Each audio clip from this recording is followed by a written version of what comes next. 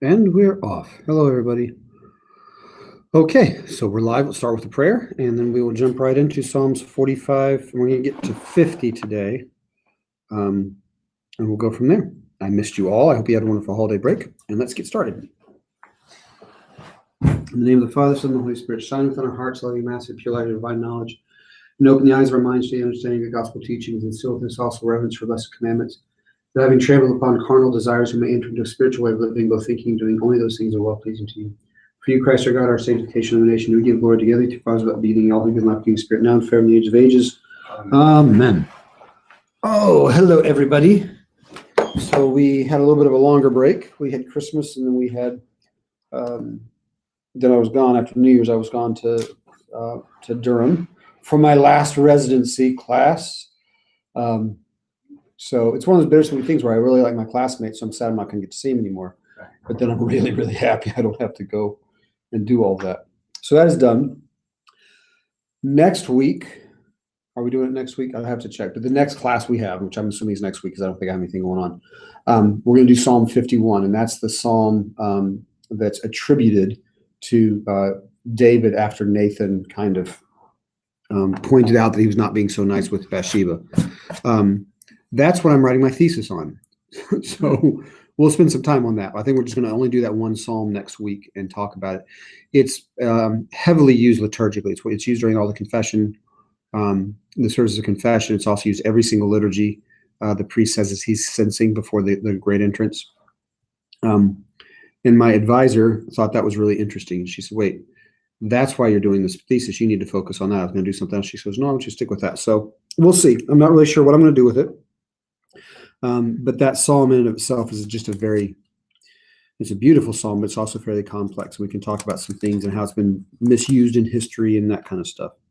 But for today, we are on Psalm 45, and Psalm 45 is a wedding hymn. Dun, dun, dun, dun. Nobody gets my dad jokes. My kids don't even get my dad jokes. So if you have your Bibles, open them to Psalm 45. And one of the things I did because I'm doing this Bible study is I'm trying to pray the Psalter more.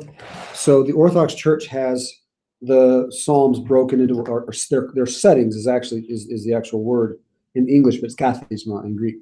This is the kathismata when you do matins. If you ever get there for orthros early before the service, and there's a whole set of hymns that are sung. There's the kathismata, and there's three of them, and there's three of them or three sets of them because there are three settings to each of the kathisma.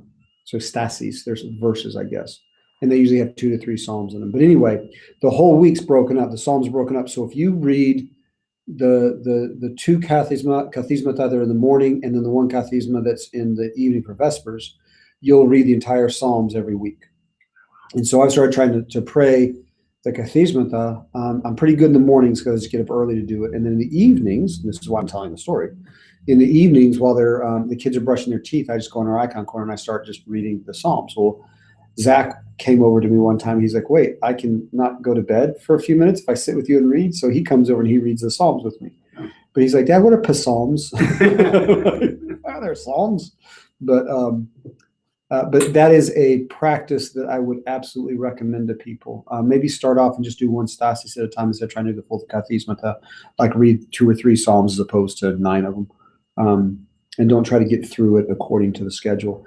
But the thing about the Psalms, and we're going to notice this as we go through them today again, and we've been talking about, the thing about the Psalms is that they are less intellectual argument and more a guide to prayer and a reminder in our prayer to recognize. I mean, there's theology in the Psalms. I'm not saying there's not, but just the way that they are presented, they typically speak more to your heart than to your brain, if that makes any sense. And that's something that's sorely needed in our culture because we're so intellectual and so cerebral. We need to talk from our hearts. I had to do for my class, I had to do one of the strengths inventories, the Clifton Strengths Finder or whatever. There's 34 traits. You do a little test and it pops up. My number 1 was intellection. So you like to think. I'm like, oh, great. That's exactly what I want. But it was interesting. It was Intellection, strategic. So I tend to think of strange ways to get around a problem. Input, I like to learn stuff. Belief, which I'm like, doesn't everybody in here have belief? Like we're pastors. That should be like one of our big things. And then the last one was connectedness. So I see everything is connected, which makes sense too. But anyhow, let's jump in and we'll see. I mean, I always say that there's not a lot to the Psalms this week, and then we end up going over by 5 or 10 minutes. But I think we'll get done a little bit early today, just because these Psalms really 45 through 47 are. So remember, you go back to Psalm 1, it talks about the righteous and the wicked. And in Psalm 2, it talks about Israel and the nations. And those two tensions, those two dichotomies are kind of present all through Scripture. We've mostly been talking about the righteous and the wicked. That's just, there seems to be more Psalms about that. But 45 through 47 are about Israel and the nations. So we kind of slip into that. So keep that in the back of your mind as we do this. So this first one, 45, is it's considered a royal psalm, but it is a wedding psalm. So it's basically a hymn at a wedding. Now, what's interesting about it is the question is, who is the voice of the narrator? Is it the bride or is it the scribe who's writing the poetry? Which becomes very interesting. Uh-oh, Marina's trying to get on. I don't know. What is a Bible study link? Dun, dun, dun, dun, dun. Didn't I send it out? Yeah, you did. Let me see if it came across. Can you send it to Marina? Can you forward it to her or copy it? I just copied it. Okay. Because I think it's going to take me too long to get to it and people can get bored. Sorry, guys. Somebody's trying to log on and I guess they don't have the link. So the question is whether this is the actual poet who composed it and is saying, oh, look at what a great poet I am, and speaking in the third person about the bride, or is this actually the bride narrating? And you can really read it both ways. I don't think it changes it that much, though. But the idea behind this is that there's something on my screen. The idea behind this is that there is a foreign bride is brought to the king and or to the prince, I guess, and promised in marriage. And so this is kind of their wedding day where she's coming before him. And the first part of the psalm is basically narrating or describing her first encounter with the king. And then she gets some advice, and then some commentators said it's the groom replying back to her, or it could be the scribe, the poet coming back in, and it's the voice of the narrator again. It's not super clear, and there's no really way to find out and say, oh, this is actually what it is. But different people read it differently. But my heart overflows with a goodly theme. I address my verses to the king. My tongue is like the pen of a ready scribe. So this is unusual in the Psalms, is it's actually self-reflective. It's saying, I'm going to write a really good psalm. So my tongue is like the pen of a ready scribe. Now, he's either writing this to the king while he's reflecting on it, or these are the words in the mouth of the bride. I think it's kind of nice to imagine the bride being brought in with her big train and all of her attendants and everything, and the king's there, and she's been practicing, for weeks. What am I going to say before him? But you are, and it's typical royal flattery. You are the fairest of the sons of men. Grace is poured upon your lips. Therefore, God has blessed you forever. Gird your sword upon your thigh, O mighty one, in your glory and majesty. And your majesty ride forth victoriously for the cause of truth and to defend the right. Let your right hand teach you dread deeds. Your arrows are sharp in the heart of the king's enemies. The peoples fall under you. So he's shown as a mighty, powerful, warrior who goes forth and defends his people. Now, what's interesting about this is that those are verses that I pray when I'm getting vested for liturgy. So there's the epigonation, which means literally the thing that hangs on my knee.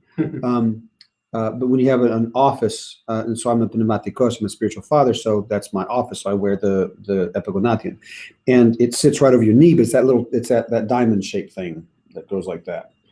When I put that on, and it represents the sword that aristocracy would wear during the Byzantine Empire. They would always have the sword. That was a sign of their status. So now it's just a little fabric kind of sword. But that's my sword. And that's what this is the verses. When I put it on, I say, gird your sword in your thigh, Almighty One, in your splendor and your beauty, not booty, your splendor and your beauty. Stretch forth your bowstring and go out to prevail in the cause of truth, gentleness, and justice, which is really interesting. because what it's doing is it's taking this martial imagery and putting it at the service of truth, gentleness, and justice, which I think is very interesting. And of course, that's what we do as priests. Your divine throne endures forever and ever. Your royal scepter is a scepter of equity.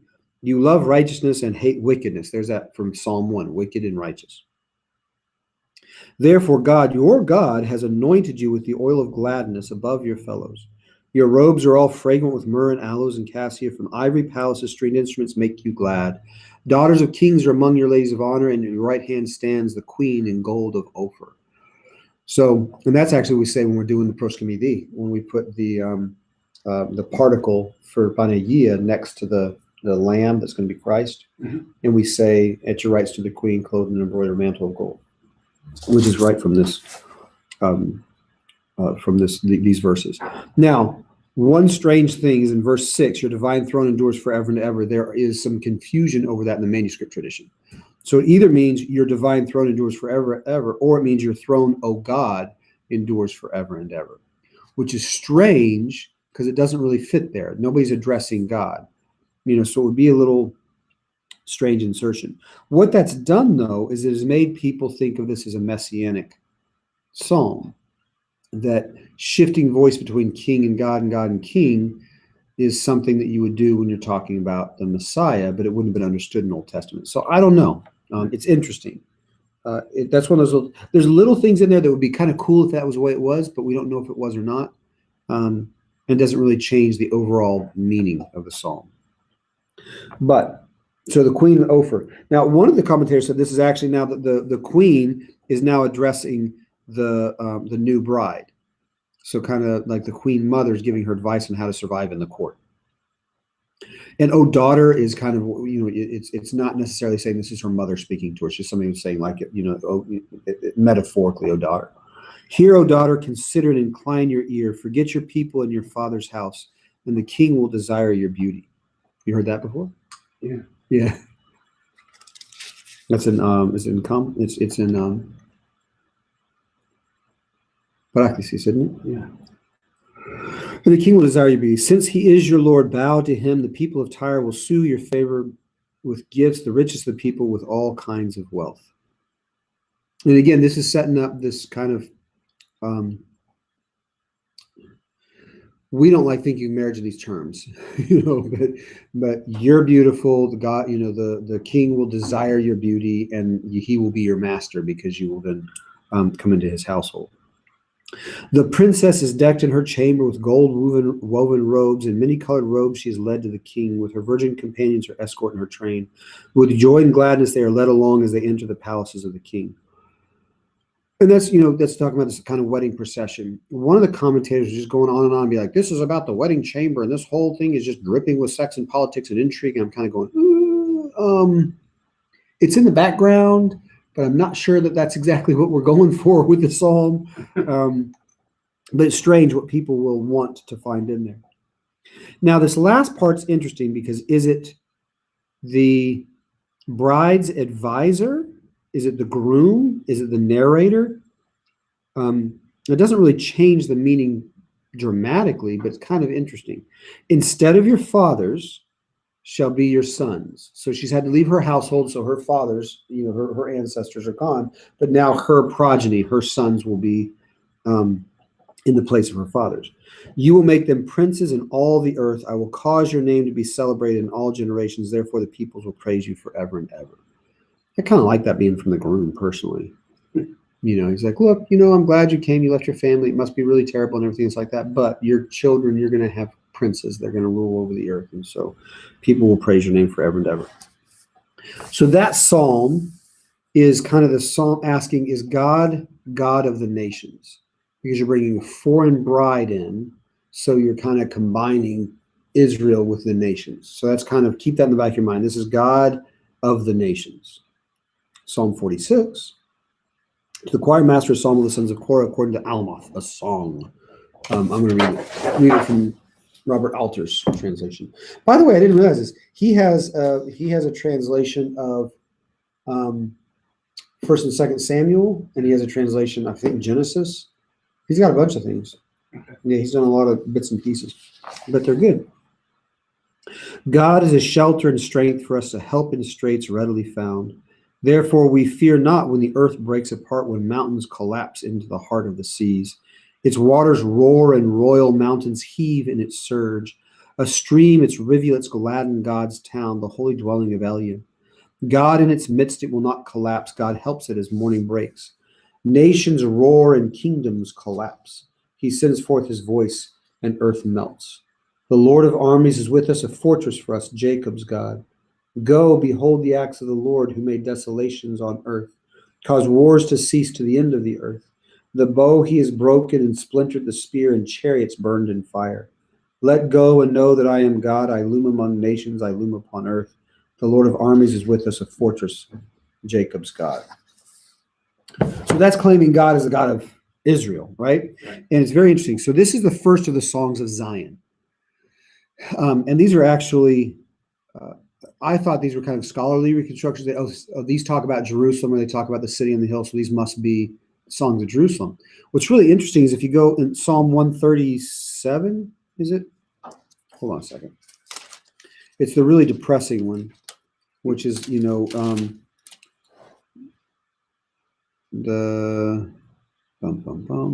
Psalm 137. It's when the Babylonians are taking them captive, and they say, there by the river we wept, and they asked us to sing songs of Zion. They asked us to hang our, but we hung up our harps on the trees. When we read the next one, when we read Psalm 48, keep that in mind. But singing the songs of Zion, they were asking him to sing these church hymns after they just burned down the temple.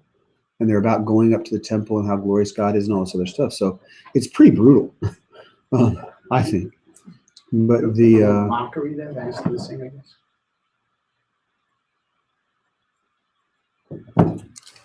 Well, Psalm 137, they are mocking, and that's why they can't sing, because they're defeated. Okay, so 46, the first song of Zion. God is our refuge and strength, a very present help in trouble. Now I'm reading the other translation. Therefore we will not fear the earth, though the earth should change. The mountains shake in the heart of the sea, though its waters roar and foam, though the mountains tremble with its tumult. Now this is interesting because there's a pause there. What's really interesting about this, and I didn't catch it because the translation shifts it around, but when you go down, look at verse 6. The nations rage and the kingdoms totter. Okay? The word for rage and roar is the same, and the word for tremble and totter is the same. So some say, oh, well, it's a shift. It's actually, those are tied very tightly together. So they're basically saying, look, if the earth is to shudder or the seas roar, we don't worry because God's got control of it. They're not, they're just making noise. Why do we get upset when the nations start to make noise? God's got that too. And the whole thing, of course, is about God being in control. Now, this is really important because what we're going to see in the, is it the next one? I know it's 48. That is it? I don't know. I've been reading all of them all day long, so I can't remember. But it's claiming that Israel's victories weren't Israel's victories, that Israel's victories were God's victories. And so if they forget that they were God's victories, then that's when they go astray. So it's this constant reminder. And one of the commentaries I thought was really interesting. It's a really good point. He said, look, if you defeat another nation, he was talking about the northern tribes, Dan and I forget which ones they were. Dan was one of them. That they did not drive out all of the pagans from their midst, so they left some of the Canaanites there, and it caused problems later on. That's where a lot of Israel's problems came from. But he said that when you defeat an enemy within a number of generations, you tend to forget that if you don't constantly remind people. So the same thing, if God defeated their enemies on their behalf, there has to be a constant reminder, else they would forget and they would just go back to doing their own thing. So these songs of Zion, are a reminder that what we have, and by the way, it would be a great thing for us to remember in our own country, that what we have is not of our own making. This was gifted to us. I mean, ultimately, all of creation is gifted to us, which we'll get to in a minute as well. But more importantly, Israel's status and identity is based on God's victory and God's gift to them, and they're at danger of forgetting it.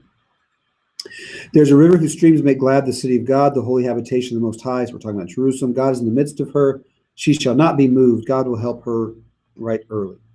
The nations rage, the kingdoms totter. Some people say it shifts right here. I don't think it shifts because those words tie it so tightly together. And they're saying exactly what I'm saying is even when everything starts going crazy in the world, we don't worry about it in the natural world because God's got that. If the nations rage, the kingdoms start to totter. God utters his voice and the earth melts. The God of hosts is with us. The God of Jacob is our refuge. So it's trusting in God's providence. Come, behold the works of the Lord, how he has wrought desolations in the earth. He makes wars cease to the end of the earth. So all this martial imagery, but he ends up saying, God makes wars go away because wars are bad. He makes wars cease to the end of the earth. He breaks the bow and shatters the spear. He burns the chariots with fire. And then this, everybody knows, be still and know that I am God. I am exalted among the nations. I am exalted in the earth. The Lord of hosts is with us. The God of Jacob is our refuge. That's repeated. So that word for be still is actually to loosen your grasp. And this is a really good, checking the time. This is a really good thing for us to keep in mind because he's not saying, just sit there and do nothing. What he's saying is, you think about it in a military sense. All these guys have their spears and their swords, and they're like, we're going to go defend this, and we're going to go take the town. And God's saying, no, I got this. You guys just, you worship me. You trust in me, and I'm going to take care of this. So loosen your grasp on all those things you think are helping you to control the world. That's what be still, know that I'm God is. It's saying, it really is about trust. It's saying, look, I've got this. You loosen your grasp. Stop trying to be in control of this. Stop trying to make this happen. Know that I am God. So it really is almost a surrender in saying, God's saying, you don't have to drive history. I've got this. You just relax. The God of Jacob, the Lord of hosts is with us. The God of Jacob is our refuge.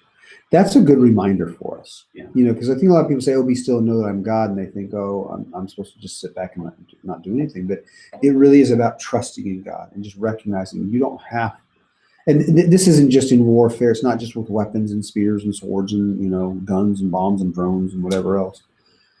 But this is about recognizing that and this is one of the things we talk about in my doctoral program a lot, because kind of progressive mainline Protestants tend to focus on social justice as the gospel. We have to make the world a better place. We have to be more hospitable to the other, and we have to have more equity and everything else.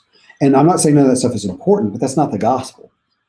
The gospel is that there's a new kingdom that's going to overturn everything and then make all things new and everything else. But so as Orthodox, we don't really worry about making a better world, because this world's going to pass away and Christ is going to establish his kingdom. We're not supposed to be making a better world. We're supposed to be declaring and proclaiming his coming kingdom.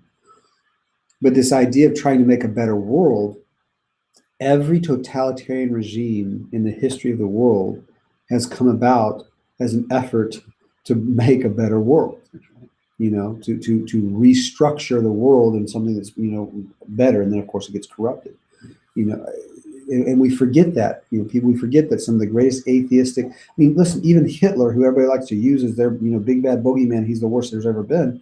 He thought he was making the world a better place. He was trying to cleanse the races and make it, the Third Reich or whatever, the great Aryan peoples. He was doing that in the name of progress.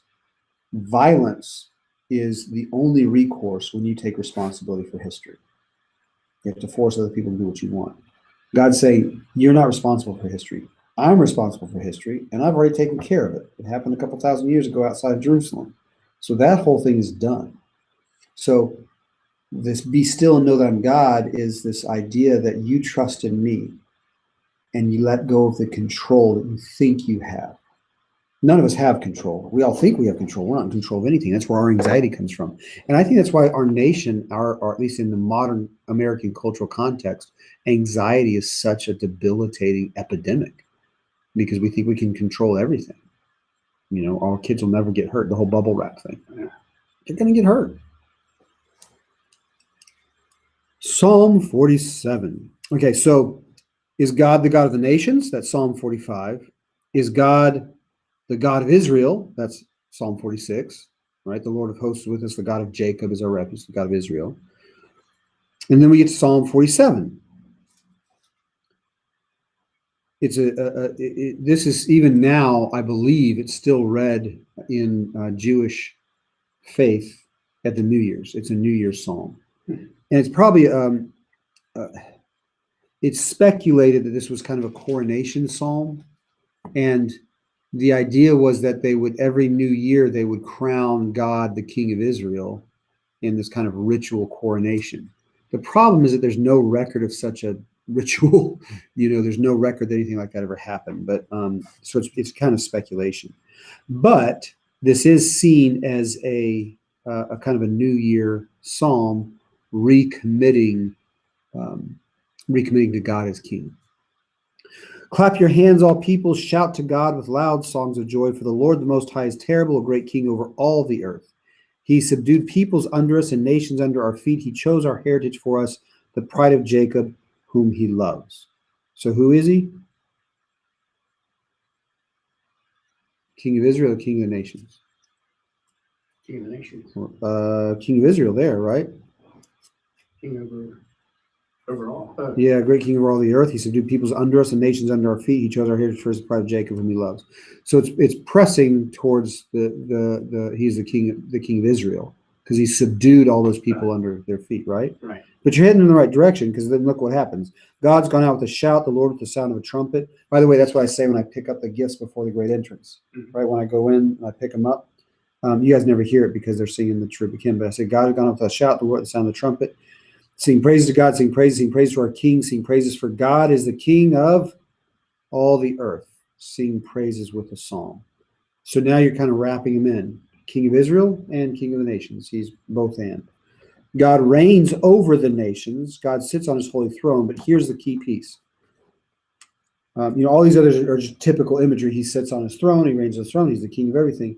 The princes of the peoples gather as the people of the God of Abraham. Right? Yeah. So who's the people of the God of Abraham? I won't say everybody. Well, no, it's the Jews. Israel. Yeah. Right? Yeah. So the people of the God of Abraham, that's Israel. But the princes of the peoples gather as the people of the God of Abraham. So this is an invitation. This is in the psalm, and it's rather striking, the Old Testament, of the nations being invited into that Abrahamic covenant. For the shields of the earth belong to God. He is highly exalted. For the defenders of the earth, it's not really shields, the defenders, those who defend the earth belong to God, for he is highly exalted. That's a little interesting. They just it's just slipped right in there. Just like, they don't dwell on it. Just the princes of the people gather as the people of the God of Abraham. Isn't it like a foreshadowing of Christ and then everybody including the Gentiles? No, that's reading in too much. I mean, it is reading in too much, but that's exactly where it's going. That's what it references, but there's no way they would have had all that in mind, obviously. So it would have been the act of the inspiration there. But to say the princes of the peoples gather as the people of the God of Israel is really quite striking, because what they're saying is this is not an ethnic boundary. This is a faith boundary. Right. So if you share the faith, you become part of the peoples of Abraham. And I'm sure it would have been parsed out differently for a Jew than it would be for Christians now with Christ. We're speeding along. We're going to get done early. Psalm 48. So this is the one I said, think about Psalm 137. So I'm going to go to 137 so we have time. And I am going to read you the appropriate. This is one of the saddest Psalms, by the way. Every time I read it, I feel sad. So this is the Psalm is about when they've been, when Jerusalem's been flattened and everybody's taken away in exile to Babylon, and they've, they're leading the captives out of Judea, and Israel's gone. And there's no more. The kingdom's gone. It's completely wiped out. And they're taking all the exiles to Babylon. By the waters of Babylon, there we sat down and wept when we remembered Zion. On the willows there we hung up our lyres, for there our captors required of us songs, and our tormentors mirth, saying, sing us one of the songs of Zion. Right? Right. So one of the songs of Zion. This is what they were saying. Sing this song now, which is deeply mocking. Because there's, I mean, we will hear it in the psalm. It's like about how powerful God is, and he'll defend the nation, and he'll uphold them, and he'll never forget them, and he'll never give them away. And now these Babylonians who just burned their temple to the ground are saying, hey, sing us that catchy tune, you know. And because they were so pained and humiliated, they hung up their lyres and just left them. They just gave up on singing. I mean, I think about that's such a beautiful image of despondency. Not that despondency is beautiful, but it's just such an evocative image. It's just like, forget it. I don't care. Everything I loved, I just cast it aside. I'm just done. I'm just done. And here's the Song of Zion. So imagine that in the back of your mind during the exile. Great is the Lord and greatly to be praised in the city of our God. I think Alter says the town of our God, which sounds a little awkward. Yeah. In our God's town, his holy mountain, because Jerusalem wasn't a big old city. It was a backwire. It was a provincial capital. It was not like a big urban center.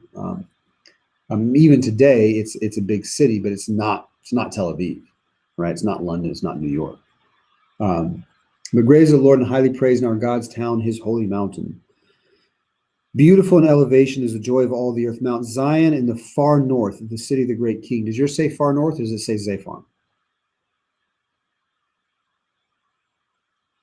Mount Zion. On the sides of the north. Yeah. Yeah, it's not the north. So Zaphon was the mountain where Baal ruled from. It was like the royal in Canaanite mythology. So they're actually, I mean, he's talking about that mountain Zaphon, which is in the far north. And so people say, oh, it's the north. But Mount Zion in the far north, and in Zaphon, the city of the great king, within her citadels, God has shown himself a sure defense. Imagine somebody asking you to sing this after they just wiped it out. But it's all brick and mortar. One of the commentators was going on, brick and mortar. But it is. This is a very embodied physical psalm. It's not that God is metaphorically over. It's like, no, God is in the very rocks of this place. God is in the fortifications of this place. God made the walls and the battlements and the towers and everything else. For lo, the kings assembled, they came on together. These were coming in to attack Israel. So the kings assembled, they came on together. As soon as they saw it, they were astounded. They were in panic and they took to flight. Trembling took hold of them, their anguish as of a woman in travail. They started waddling around like pregnant women. It's not nice. By the east wind thou didst shatter the ships of Tarshish, as we have heard, so have we seen in the city of the Lord of hosts, in the city of our God, which God establishes forever. So the armies come up and they're so intimidated by the battlements and the towers, they turn and run. You know, they just run away. They come across the ocean in ships, but an east wind comes. East wind comes out of the desert. Nothing ever good comes blowing out of the desert. It's always storms and catastrophes and everything else. So this, the east wind coming in is going to do terrible things to ships that are out at sea. But God defends them.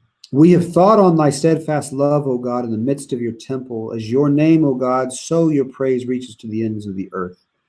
Your right hand is filled with victory. It's actually justice. I don't know why it got translated as victory. Righteousness? Yeah. Yeah, the right hand is filled with righteousness. Let Mount Zion be glad. Let the daughters of Judah rejoice because of your judgments. So justice and judgments tend to go together. Righteousness and judgments tend to go together when we're talking about God. But what's operative? What's the first thing they think about when they think about God in the temple? Loving kindness. Your steadfast love, chesed. As your name, O God, so your praise reaches the end of the earth. The right hand is filled with victory that might not make glad. So this righteousness, this justice. Walk about Zion, go round about her. Number her towers. Now we're back to the brick and mortar. Number her towers, count them. Consider well her ramparts and go through her citadels, that you may tell the next generation that this is God. Our God forever and ever. He will be our guide forever. So what's the danger in building a giant city that can defend, that can withstand sieges? You tend to forget about God. Yeah. It's self-reliant. Yeah, we did this. Look at us. We don't need anything. And they don't. That's why when people talk about wealth, and they talk about how hard it is for rich people to get saved, mostly because that one in the Ireland and everything. One of the points that was brought up to me that I think is really insightful is you can't go to a extremely wealthy person and say you need God, because they don't. They can provide anything they want. They can get entertainment. They've got food. They've got security. I mean, what do they need? They don't need God for anything, at least in this world. Yeah. Right. Yeah. And that's actually Psalm 48. Or Psalm 49. We're gonna hear the same things. Like, oh, rich people, big deal. They're gonna die too. They don't need anything in this world. They don't need God in this life, but they sure need Him when death comes a knocking. Right. And there was some speculation that this psalm was a pilgrimage song. When people would come to Jerusalem, they would sing this song, this psalm, as they went up. And again, it's not the brick and mortar that are protecting them. It's God and God's covenant that's protecting them. That steadfast love is talking about covenantal obligation. We have thought on your covenant faithfulness. So the defense of our city isn't in the ramparts and the towers and everything else. It's in God. So it's making sure that we recognize that and see that. Whew. I'm tired. I've been up since 5, so I'm a little bit exhausted. I'm sorry if there's not a lot of high energy coming out of me tonight. I'll do my best. 49. So now this one is actually read at Jewish wakes even today. It's a meditation on death, but it's very unusual within the Psalms. As a matter of fact, it's unique within the Psalms. And it's thought that it's a very old psalm, that it's been around a really long time. It's what they call a wisdom psalm. So it's to teach us something. It's didactic. It's trying to help us understand something. But it sounds an awful lot like Ecclesiastes when you read it. It's kind of depressing. It's like everything's going to just be terrible. It's also a really good answer to a possible perceived moralism in Psalm 1. Psalm 1 saying, hey, if you do good things, everything's going to work out just great. He's like a tree planted by streams of water that yields its fruit, and all that he does, he prospers. The way of the righteous, the Lord knows the way of the righteous. Everything's going to be great. If you're righteous, everything's going to be okay. And then you come to Psalm 49, and they're like, yeah, not so much. Not all the time. Even the righteous suffer too. But the point is everybody's going to die. Why is that a good thing? Yeah. That it's what comes after that is important. So, Psalm 49. Hear this, all peoples. Now, it's hard. You have to be careful reading this. We don't read it that carefully anyway. We're doing Bible study, or we're not doing Bible study. Hear this, all peoples. Well, that's just coming on the tail of 3 Psalms that we're talking about Israel and the nations.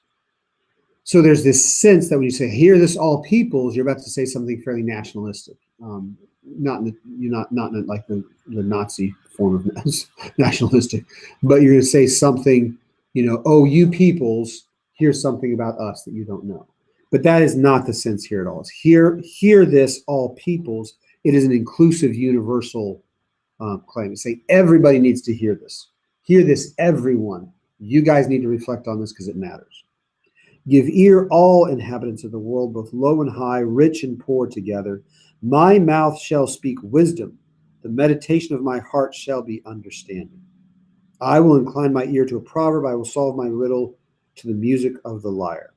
Okay, so they're basically saying here, I'm going to teach you wisdom because I'm going to give you a riddle. And if you can figure the riddle out, then you'll understand wisdom.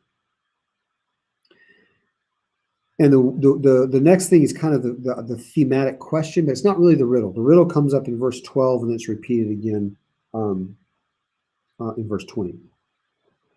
And some people even think it got skipped after verse, one of the other verses, I can't remember. But they thought it should have been in 3 places, but it doesn't matter. So I'm going to give you a riddle to solve, and if you solve it, then you're going to have wisdom and knowledge. Then the thematic question, why should I fear in times of trouble when the iniquity of my persecutors surrounds me? So this isn't kind of, the sentimental kind of fear. This is the kind of like a deep-seated anxiety that just leaves you unsettled all the time. Why should I feel deeply anxious and unsettled in times of trouble when the iniquity of my persecutors surrounds me? So now everybody's around me and they're making my life miserable and it's all out of my control. And, and this guy's coming and saying, why be afraid? Why worry about it? Men who trust in their wealth and boast of the abundance of their riches. So, here's these people that have all this money. The rich people have all the luck. I've got nothing. Everything would be better if I could afford this. And, that whole story that most of us have running in our heads. Truly, no man can ransom himself or give to God the price of his life, for the ransom of his life is costly and can never suffice, that he should continue to live on forever and never see the pit. Right? I don't care how rich you are, you can't ransom your life. Nobody's got enough money to do that. There's no way to, the ransom of his life is costly and can never suffice. You're never going to have enough to pay for it. But that word ransom, see how he hits it over, like, back. Yeah. It's going to come up later, and it's going to be important.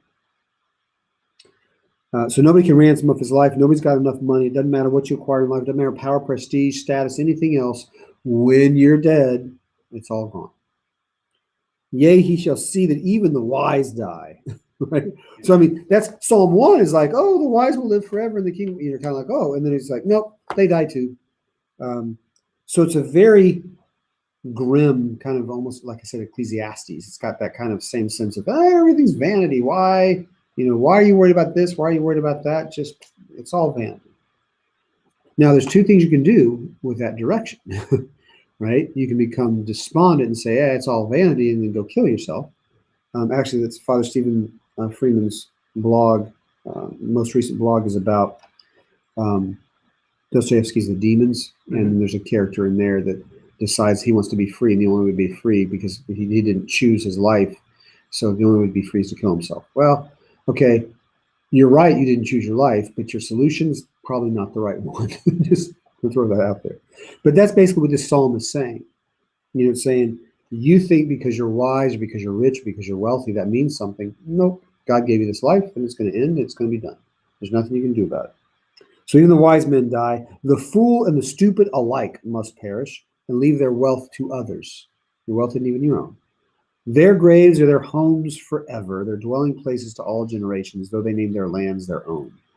Well, Mooresville is named after somebody, probably Moore, I would guess, Yeah. I bet their family's still here, but not so much, right? Man cannot abide in his pomp. He is like the beasts that perish. That's the riddle, right? Yeah. Man's not going to ever continue with all of his stuff. He's going to die just like cows, pigs, horses, sheep, goats. Nothing you can do, right? Animals are going to die. You're going to die.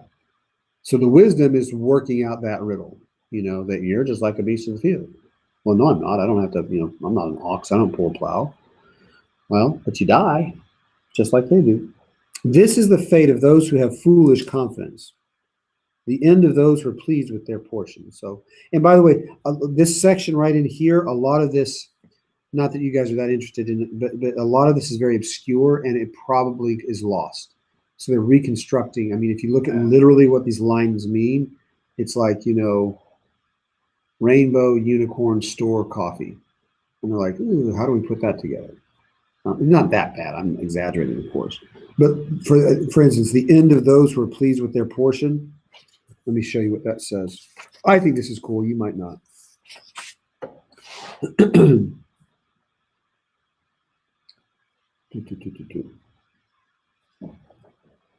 Well, now I can't find it.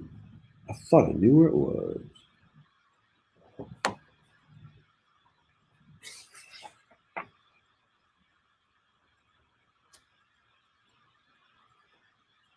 All right, well, I'm not going to waste everybody's time trying to find that. But it was really interesting when I was reading it, because it was, literally it meant something about like mouths wide open, happy. And you're like, what do you do with that? Yeah. And so this is one way of understanding it, to the end of those who are pleased with their portion. So the death is the fate of those who have foolish confidence. Death is the fate of those who are pleased with how much they're getting at the table, those who fill their mouths. It fits.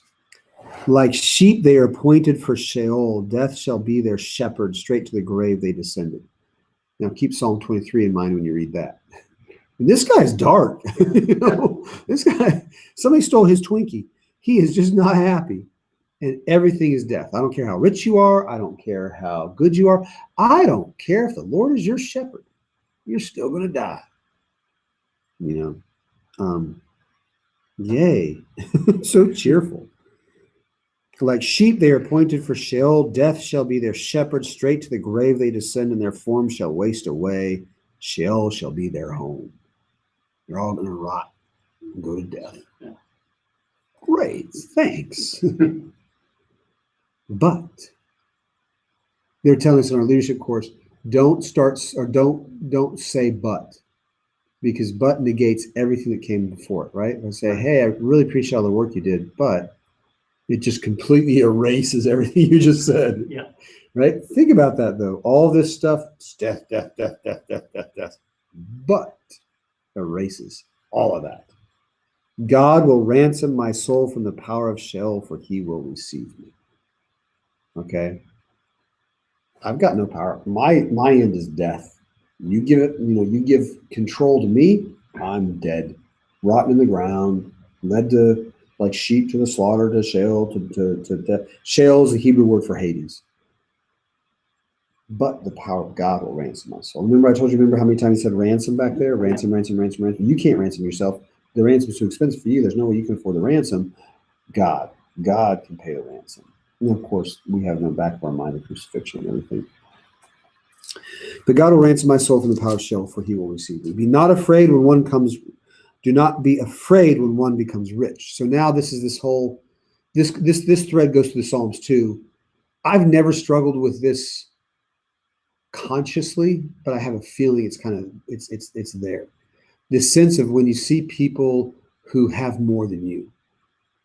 Well, I'll tell you, I know an exact example that was hard for me. When my dad was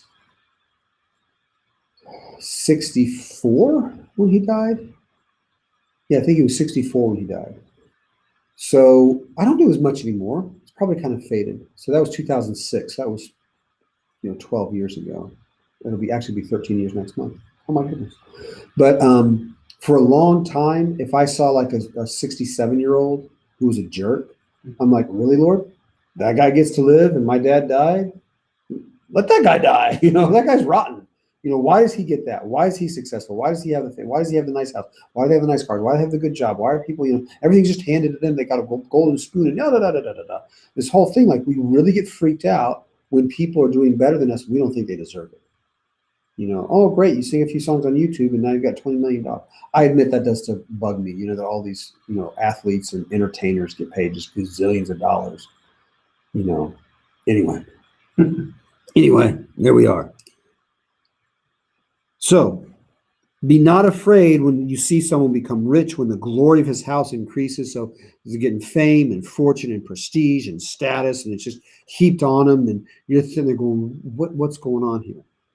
For when he dies, he will carry away nothing, right? What does Bill Gates take into the afterlife? Nothing. That guy in Mexico who's like the richest guy in the world now, what does he take? Nothing, right? Yeah. So when everything's done and said and panned out, whether I'm, a homeless guy living in a tent on the street, whether, I'm totally bankrupt and have, destroyed credit, or whether, I'm a gazillionaire, whatever it is, I'm leaving with nothing. So don't worry about people that seem to have worldly success. Don't worry about people that seem to have, have everything together. They're exiting this world the exact same way you are, with nothing. Which doesn't really make it any more cheerful, but still. For when he dies, he will carry nothing away. His glory will not go down with him. Though while he lives, he counts himself happy, and though a man gets praise when he does well for himself, he will go to the generations of his fathers who will never see more the light. Right? Yeah. So even though he's happy, even though he gets praise, and he says, and by the way, this is kind of shifting a little bit of the voice. One of the commentators made the argument and tried to say this was both sides of the coin. I'm not quite sure it's that strong. But he's saying, here's this rich guy who's kind of, not very righteous. Maybe he's a jerk. Maybe it's a little Ebenezer Scrooge kind of action going on. Then here's another guy that considers himself happy, and he's won the praise of men, and everybody looks up to him and thinks he's a great guy. Guess what? He will go to the generation of his fathers. What does that mean? So father's generations. Where's his dad? In the grave. Where's his dad's dad? Immigrant. Right? You're going to go rot in the ground, is what Yeah. they're saying. You're going to go with to your father's generations who will never more see the light because they're buried. They're planted in the ground. I don't care if people think highly of you. I don't care if you're rich. You're still going to the same spot. Man cannot abide his pomp. He is like the beasts that perish. Right? It's like I said, it's a pretty downer of a psalm. Yeah. Everybody's going to die. He just ends there. And I just think it just kind of says, you're still going to die. How brave is it? I don't know if that's the right word or not. This is what Jews read at a wake. While the guy's laying there in a casket or whatever it is, Yeah. they're like, you're all going to be here. Don't act like this is a big deal. Don't think, oh, wow, look at all of his. They always have those videos. They show them out, on their yacht, or they show them out with all their stuff and everything. You're like, none of it. Just you in that box, nothing else. It's probably a good reminder. It is a good reminder. Maybe I'll start reading this. Excuse me, the reading is from the Psalms. But it's important because it's what value is wealth and prestige and power and fame and success, fortune, whatever you want to call it. Christ says, what good is it to gain the world and lose your soul? So as depressing as this might sound, it's a reminder, that middle verse, but God will ransom my soul from the power of Sheol, for he will receive me. That's the only thing that matters in life. Everything else, like the author of Ecclesiastes says, is just vanity. It vanishes. Psalm 50. I spent longer on that than I thought I would. Psalm 50 is the first place in the Psalms that God addresses the people. So this is God's voice. And he's actually saying, hear, O my people, and I will speak. O Israel, I'll testify against you. I am God, your God. That's down there in verse 7. But the first 6 verses set up. It's kind of cool. And I didn't, I don't know how often you read the Psalms, but I've read through them a bunch of times. And I'm just reading through them to get through them. So I really am happy that we chose to do Psalms, because it's causing me to slow down and look at them. Now when I'm reading through them, I'm like, oh yeah. And there's more meaning. But this is really neat because, and you're going to see it. I thought, oh, they're reaching. And I started reading. I was like, nope, that's exactly what they're doing. This is like a cosmic court. They're setting up a courtroom drama. Like Perry Mason's going to come walking out or something. Does that date me too much, Perry Mason? Anyway. Yeah. But in the very first line, the mighty one God, the Lord, it actually uses El Elyon and then the Tetragrammaton, Yahweh, right? So it basically loads up all three, the Trinity of his names, the Old Testament, it loads them right on up. So it's very formal from the beginning. And what it's doing is it's setting up a court case. So you're actually coming before the judge, and the judge being, of course, God. But it's a courtroom drama. The mighty one, God the Lord, speaks and summons the earth from the rising of the sun to its setting. Everybody, east to the west, out of Zion, the perfection of beauty, God shines forth. So God's in Zion, calling everybody to him because he's about to make some judgment. Our God comes. He does not keep silence. Before him is a devouring fire, round about him a mighty tempest. He calls the heavens above and to the earth, that he may judge his people. Gather to me, my faithful ones who made a covenant with me by sacrifice. The heavens declares righteousness, for God himself is judge. Right? Yeah. Bring me my people. They made sacrifices. That means, it's like when you go on the internet now and it says, click here, because we're going to use cookies and there's nothing you can do about it. Yeah. But if you don't click here, we're going to have this banner that blocks half your view. So you got to click here. And if you click there, then, but anyway, it's like, hey, you sacrifice to me. That means you sign the disclaimer. You accept the end user agreement, right? You're in covenant now. And now we're going to talk about your end of the bargain. And by the way, who's going to be the judge? That would be me, right? God is the judge, and he's judging all of the peoples according to the covenant. Hear, O my people, and I will speak. O Israel, I will testify against you. So the first thing he's going to judge is their worship. He's going to judge their behavior. I am God, your God. I do not reprove you for your sacrifices. It's not, you sacrifice, it's okay, you do sacrifices.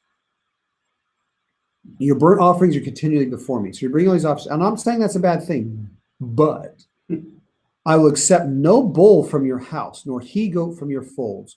For every beast of the forest is mine. The cattle on 1,000 hills, I know all the birds of the air, and all that moves in the field is mine. If I were hungry, I would not tell you, for the world and all that is in it is mine. Do I eat the flesh of bulls or drink the blood of goats?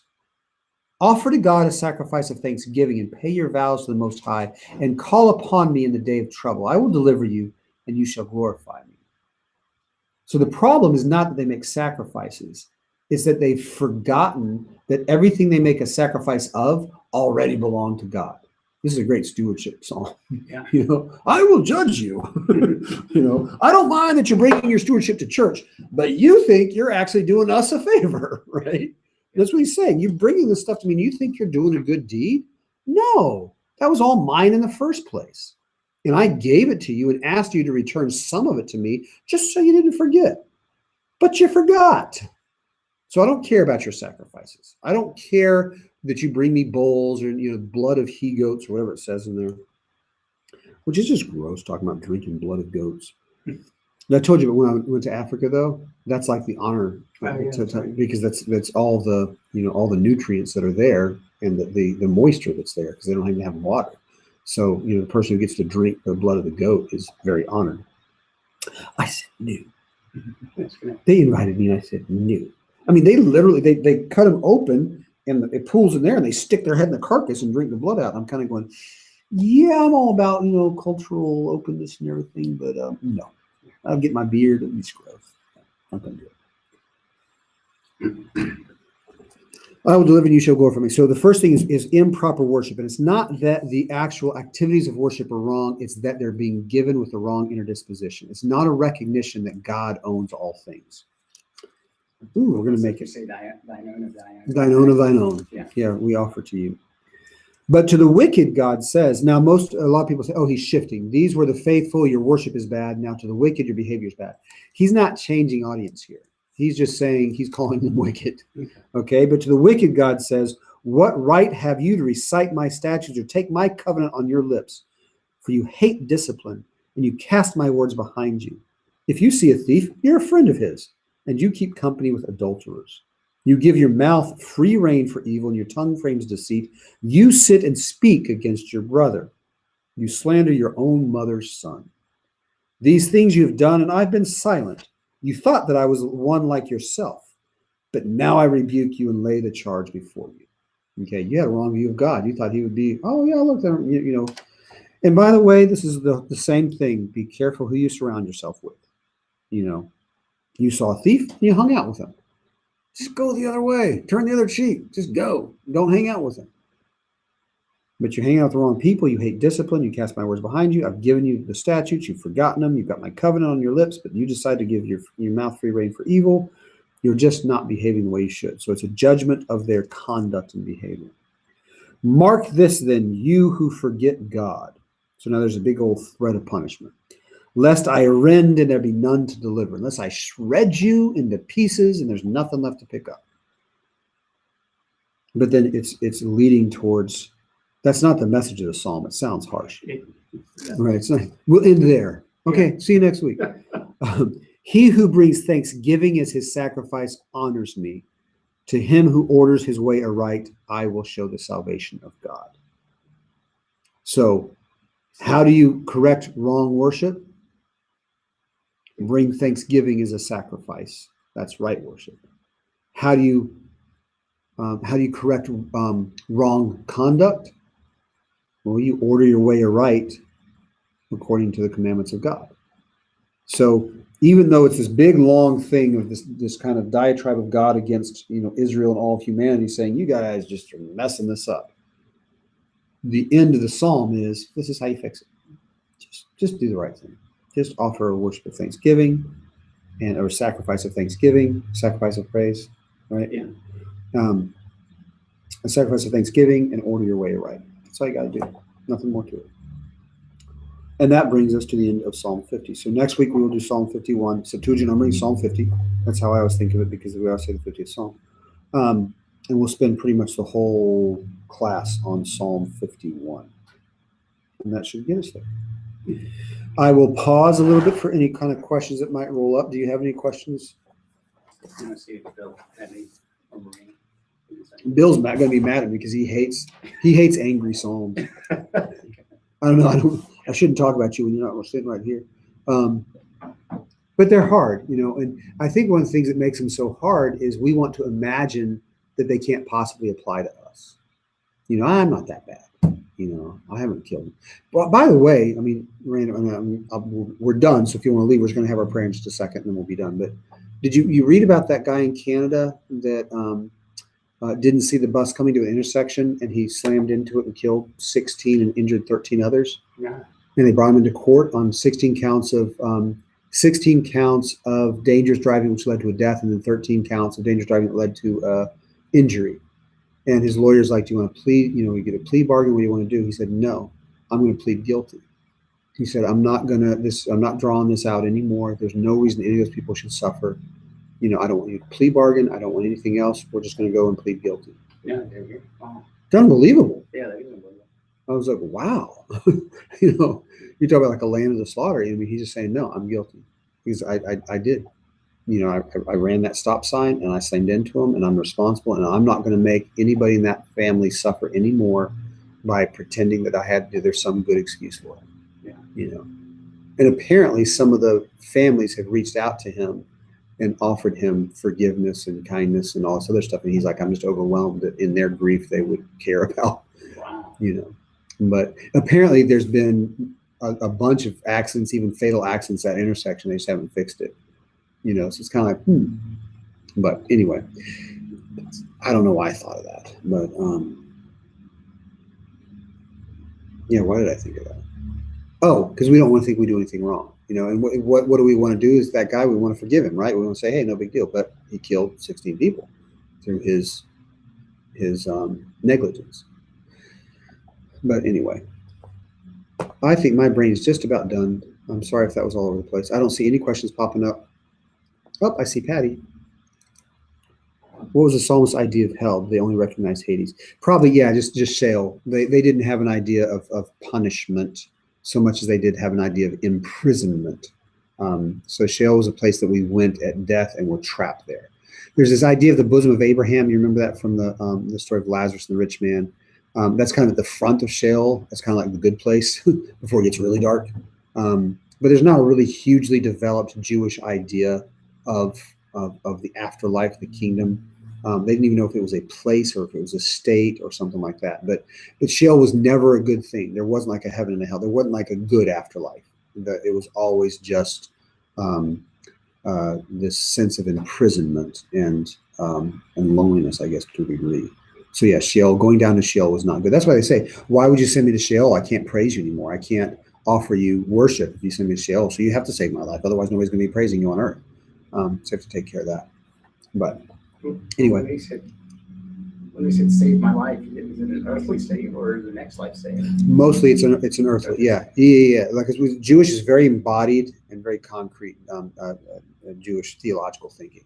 So that's why Robert Alter always translated as Lord of my rescue, because we've loaded so much onto salvation. If we say, Lord, save me, we think, oh, grant me eternal life in heaven. But no, most of the Psalms, when they say save me, they mean don't let me fall off this edge of this cliff. It's a very embodied kind of thing. But anyway, so we dragged on a little bit. Good night, everybody. God bless you. Thank you for tuning in, and we will see you next week, unless I send you an email otherwise. But I'm pretty sure I don't have anything coming up next week. Hope everybody's having a blessed theophany. Hope you're getting your house blessed. And I will see you soon. God bless you all. O holy apostle and evangelist Luke, make intercessions to our merciful God, that he grant our souls remission of offenses. Lord Jesus Christ, our God, please watch over these, your servants, protect them as they go to their homes. Watch over all those who have joined us over the internet. And Lord, help us to trust that your providence orders all things, and that we aren't in control and we don't need to be in control. Let us loosen our grasp on the reins of life and accept your mercy and your love as we travel towards your kingdom. For your holy name, forever in the ages of ages. Amen, amen, amen. Okay. God bless you, everyone. Have a wonderful evening. Goodbye.